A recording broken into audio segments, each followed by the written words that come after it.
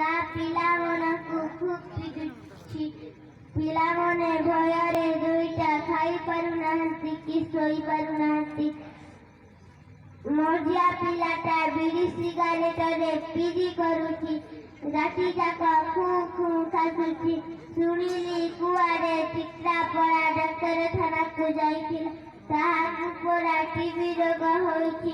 ଡାକ୍ତର କହିଛନ୍ତି 6 ମାସ ଯାଏ ଔଷଧ ଖାଇବ, ବିଡ଼ି ସିଗାରେଟ ଛାଡ଼ିବନି।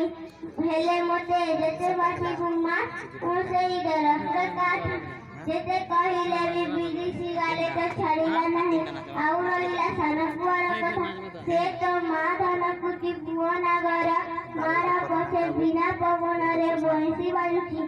ପୁଅର ଗୁଟୁକା ଖୁଆ ଦେଖ, ଦିନ ଯାକ ପଟ ପଟ ଛେପ ପକାଉଛି। ପାଟିରେ ଘାଟିଏ ହେଲା। 2 ମାସ ଯାଏ ଡାକ୍ତରଖାନାକୁ ଦୌଡ଼ି ଦୌଡ଼ି ଏବେ ପାଟି ଖୋଲିଛି। ମୁଁ ଏମିତି ଦୁଃଖରେ କାଳ କାଟୁଛି। ତେଣୁ ଆପଣମାନଙ୍କୁ ଅନୁରୋଧ, ଆପଣଙ୍କ ପିଲାକୁ ଆଗତ କରନ୍ତୁ, ନହେଲେ ମୋ ଭଳି ଅବସ୍ଥାରେ ପଡ଼ିବେ। କଥାରେ ଅଛି, କୁଳ ବୁଡ଼ିଲା ବେଳକୁ ଘୋଡ଼ା ମହାପୁଅ ଯାକ।